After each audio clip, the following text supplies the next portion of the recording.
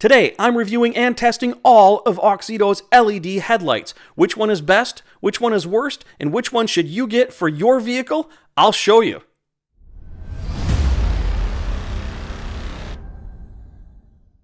Hello and welcome to Carlight Reviews. I started making LED review and test videos on my other channel, In Jason's Garage, a few years ago, and the first was an LED headlight bulb replacement by Auxito known as the B1, and that video was the first of many that followed, and is eventually what led me to making this channel, Carlight Reviews.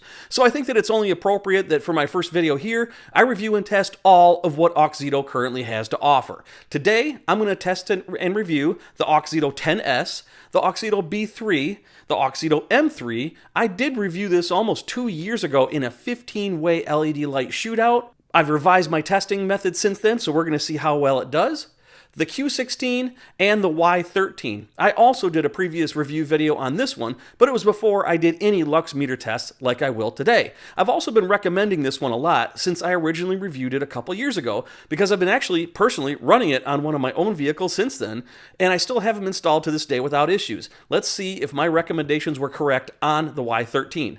I sure hope so.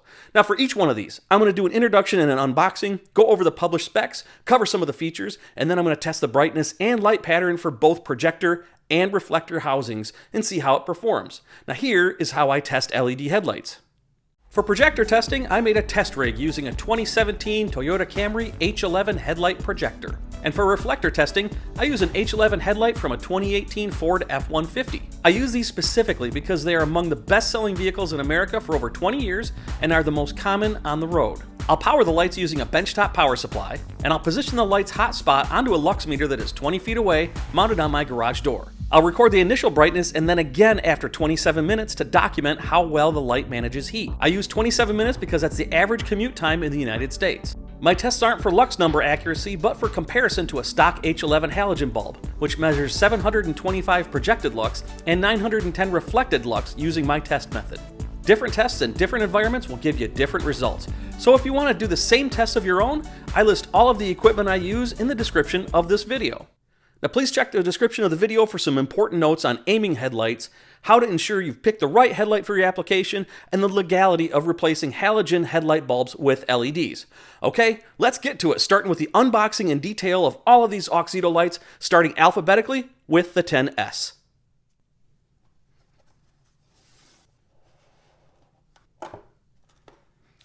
Comes with a quick product manual. Comes with some extra seals for the collar. So the published specifications on this, 26 watts each, 6,000 lumens each, color temperature of 6,000 K. It has a ZES chip. It does not have an adjustable ring, but it is fan cooled. It has an internal driver, as you can see, and it does not have a polarity sensitive plug. The IP rating on this one is IP67, a lifespan of 50,000 hours. All of the Auxito lights have a 2-year warranty, and the price at the time of this video is $48.99. Let's see how it performed. For the projector test results, it is 1,186 initial lux, which is 461 over the stock 725 lux. After 27 minutes, it retains 76% of that light output, making it 900 lux even, which is still 175 over stock. And looking at the projector light pattern compared to stock, it has a pretty good projector cutoff, a slight weak spot right here, which is common for brighter LED lights. For the reflector test results, I measure 1,560 lux, which is 650 over the halogen 910 lux.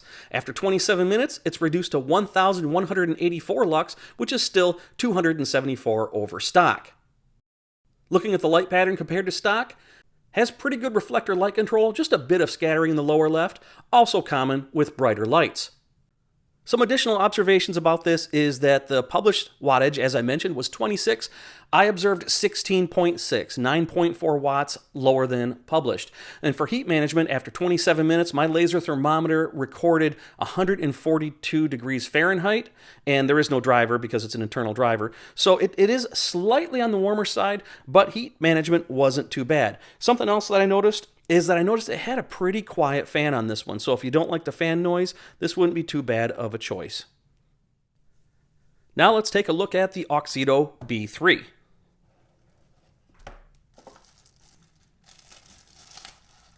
Comes with a Ziploc bag with, again, a brief user manual in it, some zip ties and double-sided tape. And the published specs: 18 watts each, 5,500 lumens each, color temperature of 6,500 K. It has a CSP Y13 chip. It does not have an adjustable ring that I could see. It does not have a fan, and it does have an external driver.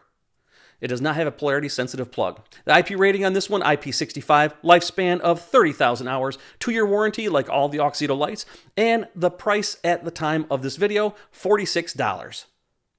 Taking a look at the projector test results, the initial was 548 lux. Unfortunately, that's 177 lux lower than the 725 stock. After 27 minutes, it retains 80% of that light output, making it 438 lux, 287 lux lower than stock. Looking at the projector light pattern of the B3 compared to stock, has the best projector replication, but it should, considering it's not any brighter. And for the reflector test results, initial was 1,114, which is 204 above stock, but unfortunately again, after 27 minutes, it drops down to 890, which is 20 lux below stock for the reflector test. Compared the light patterns from the B3 to stock, the reflector does have some scatter right here, which is odd since the light isn't as bright as stock, but otherwise, nothing too noteworthy on this one. Some other observations: it is published at 18 watts, as I mentioned. However, my observed wattage is 13.9, which is 4 watts below the published. And for heat management, after 27 minutes, my laser thermometer recorded 167 degrees Fahrenheit for the main unit and 159 degrees for the driver. That's pretty hot, especially for a light that just doesn't have very good output. So unfortunately, the heat management on this one just is not great. If it had very, very high output, I can understand why it would be so bright. So it's kind of confusing as to why the output was so low, yet the heat was so high. Let's move on to the Auxito M3. Like all the others, comes with the manual. Let's take a look. Published specs are 26 watts each, 6,000 lumens each, color temperature of 6,500 K, has a ZES chip, and it does not have an adjustable ring. It is fan-cooled. This one fires off the side instead of straight back like the 10S that I mentioned earlier in this video. Of course, with it being an all-in-one unit, it has an internal driver, does not have a polarity-sensitive plug, has an IP rating of 65, lifespan of 30,000 hours, warranty just like the other ones, 2 years, and the price at the time of this video, not including any discounts, $39.99. Let's take a look at the projector test results. Initial light output, 1,357 lux, which is 632 above the 725 lux stock. After 27 minutes, 996, which is still 271 lux above stock, retaining that 73% of the light output. Taking a look at the projector light pattern compared to stock, slightly weaker than the others so far in the lower middle because this is approaching twice as bright as stock. So it's probably a case where I mention often that the projector housing that I'm using doesn't quite know how to handle all the light output. This is actually a pretty bright little light. So that lower middle area being a little bit weak is expected. For the reflector test results, 1,980 lux. That's 1,070 over the stock 910. After 27 minutes, it is reduced to 1,453 lux, still 543 over stock. And comparing the light pattern with stock, reflector handled the light very, very well with minimal scattering in the usual place. Kind of surprising. Some additional observations on this one. As I mentioned, 26 watts each. I measured 22.2. Just 3.8 watts less than published. Not bad, a little bit better than the other ones I've tested so far. For heat management, after 27 minutes, my laser thermometer recorded 121 degrees Fahrenheit. That's not very bad at all, considering it's a compact, all-in-one light. This one performed pretty well in this test, and I'm actually quite surprised. For an all-in-one unit, this one's not bad. Moving on to the next one alphabetically is the Auxito Q16. This one comes with some anti-static gloves. As always, a user manual. So obviously, this is another all-in-one unit, a little bit beefier than the previous two that I showed you today. Let's get into the published specs. 50 watts, and published 10,000 lumens each. This is supposed to be very, very bright. We're going to find out. Color temperature of 6000K. It does have a CSP chip. It does not have an adjustable ring. It does have this fan that fires that way instead of out the back like the first one, the 10S. It does have an internal driver, and it does not have a polarity sensitive plug. This is very similar to the previous all-in-ones from Auxito. IP rating, IP67, lifespan of 50,000 hours, 2-year warranty, and a price at the time of this one on the higher side compared to the other ones, $63.99. So for all the impressive numbers on this, how does it stack up when it comes to the real world brightness? Let's find out. The initial projector test results, 1,752 lux. That is 1,027 over the 725 lux stock. After 27 minutes, it did retain only 70% of that light, but still a very, very bright 1,229 lux, 504 above stock. Let's take a look at the projector light pattern compared to stock. You might start seeing a trend here. The brighter the light, the more the weak spot is on the projector right here in the lower middle area. And again, this is likely due to it overpowering the reflector, and the reflector just isn't designed to handle something this bright. For the reflector test results, this is just incredibly bright, 3,140 lux. That is 2,230 over the stock 910 lux. And after 27 minutes, it's reduced down to 2,203 lux. Still 1,293 lux over stock. Let's see how the reflector can handle all this light. Just as I expected, it's pretty bright. And you can see that here, right here on the right side. It's just not quite as full and doesn't have the same shape as stock. And it's probably because it's just simply overpowering the light housing. Obviously, this thing is a monster. The observed wattage is only 7.2 watts less than the published 50 watts. So it's really cranking out a lot of power. Now for heat management, after 27 minutes, my laser thermometer recorded that fact, that it's cranking out a lot of power. It runs pretty hot, 168 degrees Fahrenheit. So yes, it runs very, very bright, but as a result, it also runs very, very hot. Something that you need to take into consideration.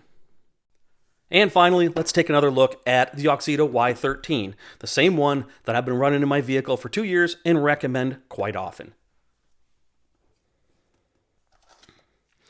Thank you card, user manual as always, some zip ties, and as you can see right there, an Allen wrench.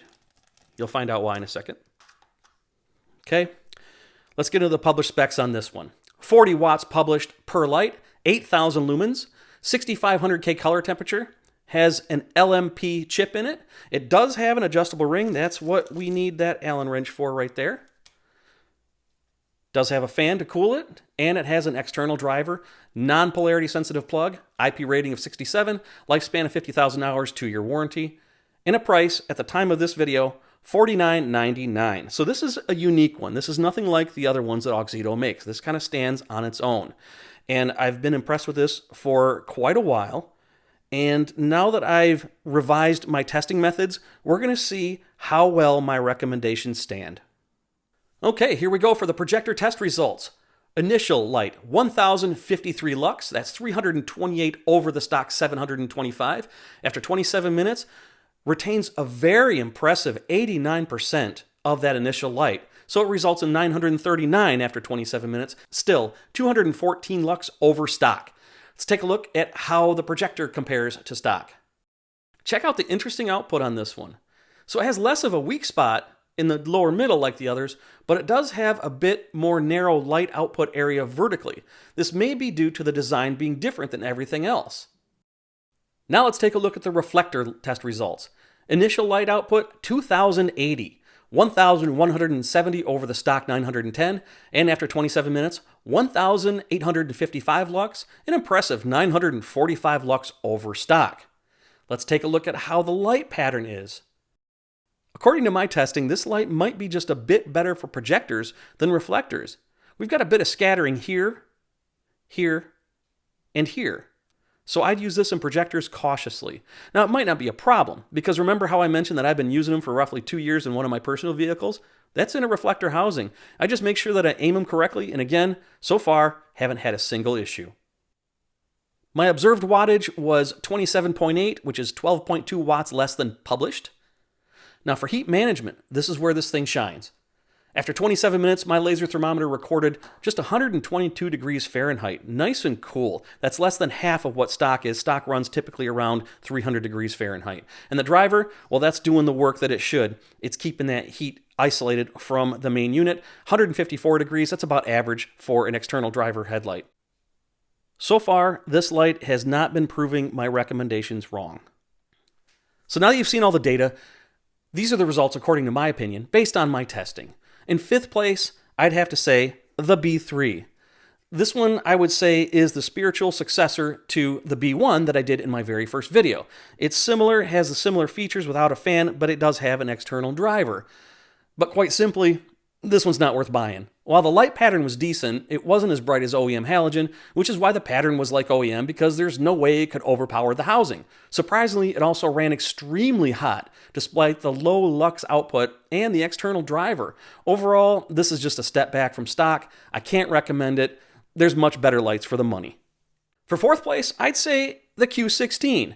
Now, it was very bright, to the point of being ridiculous for an all-in-one unit, but it also got hot fast. The output dropped fast. It did level off about halfway through the 27-minute test, but as I mentioned, the brightness comes at a penalty of the heat. So it might not do well in housings that can't handle the sheer output of this light output monster. It might have overpowered my test projector because there it had the biggest weak spot near the lower middle of the projector light output. However, as I mentioned, that brightness comes at a cost. It retained only 70% of the initial light output after 27 minutes, ranking it lowest in that category for this video, yet was the hottest after the same amount of time.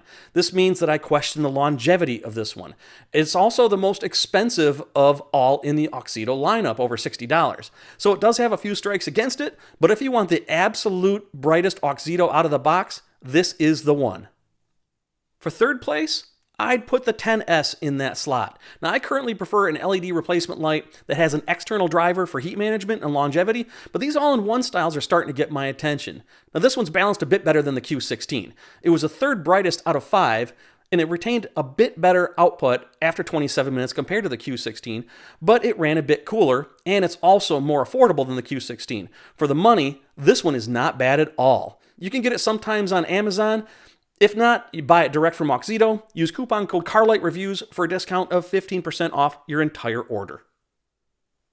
I'd put the M3 in second place in this shootout. Now, I had a hard time determining what would be second in my test between this one and the 10S. They both had similar output characteristics, but the M3 is the cheapest of the entire lineup, but was second in terms of brightness behind the Q16. And while it didn't retain the brightness as well as the 10S at the 27-minute mark, it still remained second in brightness after 27 minutes. It ran much cooler, 21 degrees Fahrenheit cooler. For an all-in-one, this is a very good light for the money. That leaves the Y13 in first place. I still believe it is the best overall for the money from Auxito, and I still recommend it. Here's why. The design is very well done, the materials are quality, and while all-in-one styles are getting better, again, as I mentioned, I still prefer an external driver myself for heat management and longevity.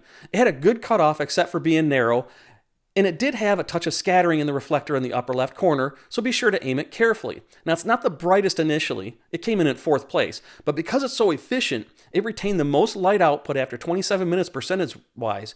Basically, it faded less over time, usage, and heat. I think this is the best balanced light Auxito makes for the money, and it's what I'll continue to recommend for under $50 until I test something that's better. So if you want an Auxito all-in-one or have concerns over the light scattering in a reflector, get the M3. If you want the best balanced Auxito light or have a projector, get the Y13. Please don't even consider the B3. I just have to be honest, it is just not a very good light at all. What do you guys think? Would you rank these differently? If so, let me know your thoughts in the comments. Links to all these lights are in the description below. You can get them on both Amazon and direct from Auxito. If you buy direct, be sure to use coupon code CarlightReviews. You'll get a discount on your entire order, as I mentioned. If you want to download a spreadsheet with all of the specs of all these lights and my test results for your own comparisons, you can find a link in the description as well that I'll be updating with every video release I make. Now, if you found this video helpful, valuable, or entertaining, please visit my Patreon page to learn how you can support this channel and help me make more videos for it. If you got a suggestion on what I should test in the future, please leave a comment. I'll definitely check into it. And if you like this style of video, I've got more that I'm working on that I'll be releasing regularly in the future. For example, soon I'll review and test one that many of you have wanted me to test for a long time, the mighty GTR Ultra 2. Is it as good as they say it is? Well, we're going to find out along with many other popular LED lights. So please be sure to subscribe to Car Light Reviews and share as you see fit. As always, thanks for watching. I hope this video helps you to find the right lighting upgrades for your needs so you can enjoy your car more. Keep your headlights aimed, drive safely, responsibly, and respectfully.